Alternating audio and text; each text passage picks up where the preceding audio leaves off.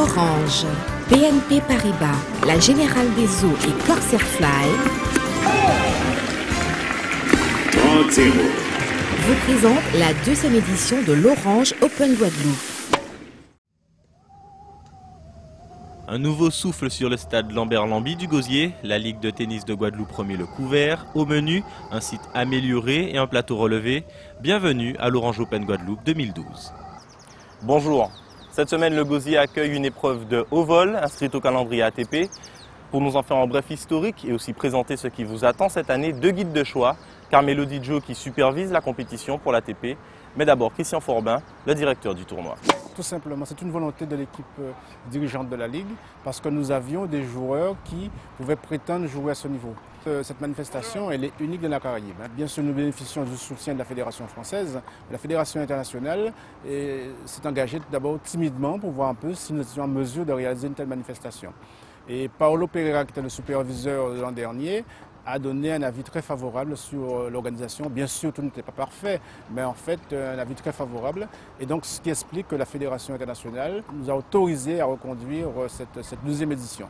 L'an dernier, nous étions entre le tournoi d'Indian Wells et celui de Miami. Et les joueurs étaient en Californie avec d'énormes difficultés pour venir en Guadeloupe.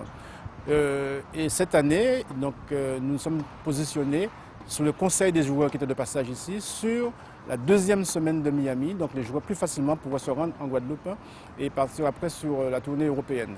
Et donc ça n'a pas loupé, c'était le bon choix, puisque aujourd'hui nous avons des têtes de série, des joueurs très forts comme Blake qui est présent, nous avons Nicolas Mahut, nous avons Jocelyn Wana qui est d'origine guadeloupéenne, qui vient de gagner le tournoi de Cherbourg, donc c'est un joueur qui est en pleine forme actuellement. Nous avons également Rokus qui est 48e mondial maintenant, qui vient de gagner le tournoi de Memphis, qui sera présent également. Le Français Olivetti qui s'est illustré à l'Open 13 de Marseille en sortant le numéro 6 mondial Martin Fish.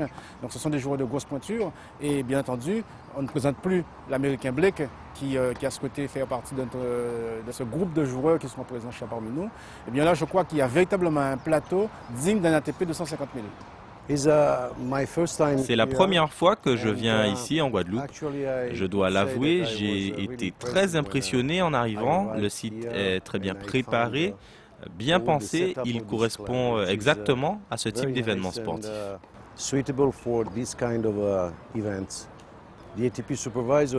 Mon rôle est de collaborer étroitement avec le directeur du tournoi.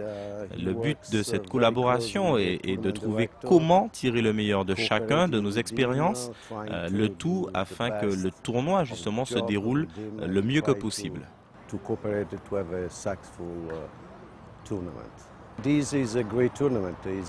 Ce tournoi est déjà un bon tournoi, le site est bon, le plateau est relevé avec des joueurs parmi les tout meilleurs du circuit. Il y a vraiment en Guadeloupe un gros potentiel pour que ça devienne encore meilleur les années à venir.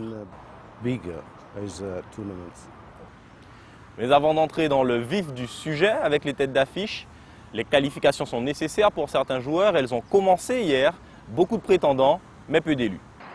Ils sont 23 à fouler les cours synthétiques de la Ligue de Guadeloupe de tennis. En ligne de mire, un ticket pour le tableau final. Venus de Grande-Bretagne, Roumanie, Allemagne, en tout 15 matchs où les joueurs donnent le maximum à l'image de Calvin Emery. Face au Roumain Marcel Lohan Miron, le tournoi s'arrêtera ici pour le jeune Guadeloupéen.